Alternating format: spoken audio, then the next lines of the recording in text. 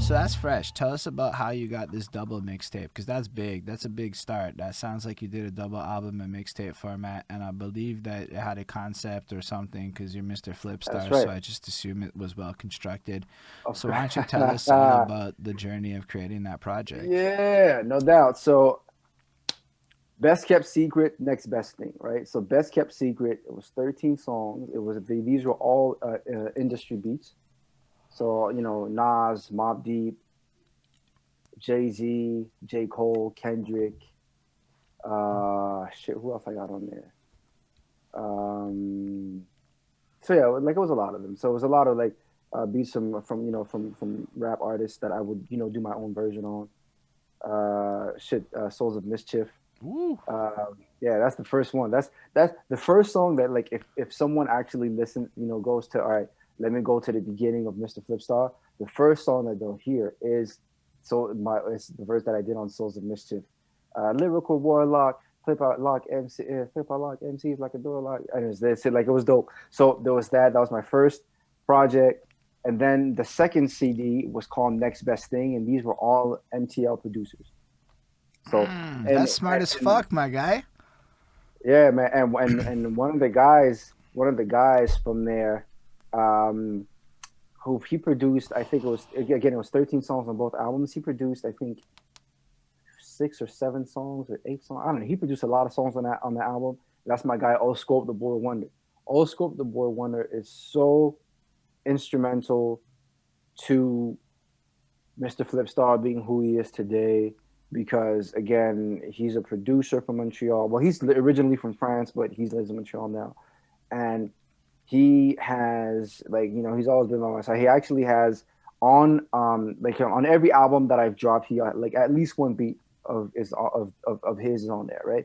So he produced a lot. Like it was like it's crazy how like me and him I always kind of viewed him and me as like Drake and 40, right? Guru, Guru with Premier, like so to speak, right? That was my guy. Like that's still my guy to this day.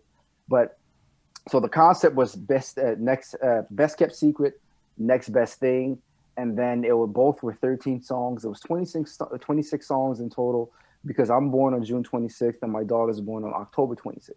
So 26 is a number that's important for it's really important to me, right? So that was the goal. The goal is really like it's half as of it is I guess it's you consider like a mixtape, just me rapping on beats that people are familiar with, and then boom, Montreal artists, the Montreal producers, and then I'm rapping over they shit and so on and so forth, trying to make it my own, right?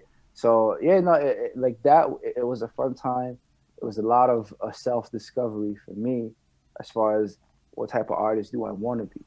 What type of, in what lane of hip hop and what subgenre of hip hop do I want to, I guess, house myself moving forward. So to me, like it was a learning experience as far as discovering who I am artistically. It was fun. It was fun because like sometimes I go back and I listen to it like back to back, Mm. just for the sake of it, just to know again. I'm trying to listen to it from the ears of an artist and also from the ears of, I guess, just someone who just purchased the album, someone who's just listening to the project. It was fun. It was just You're fun, the man. second person that I've talked to recently, the other being Serenity, who pointed out the importance of listening to your own music as a fan.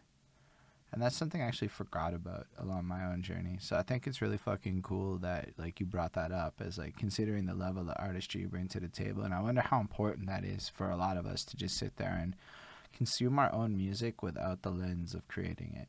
Just But it's doing. hard. But that's and that it's a skill that takes time. Or it's again because it's you listen to your own music. It's you go in there with I call it the third ear, right? So your third ear, which is the ear of an artist, Right. you hear everything from a different scope. Whereas sometimes, again, I really try to disassociate myself from that third ear so that I can listen to this from the point of view of an actual consumer, right? Well, yeah, Uh, I like that because I do think it's a skill, actually, the more that you say it, but it's also just a skill that I think people need to know about because I don't know that if we can't identify these things, then people can't necessarily improve them, and it's not often a thing that's come up. So it was noteworthy for me to point it out. Because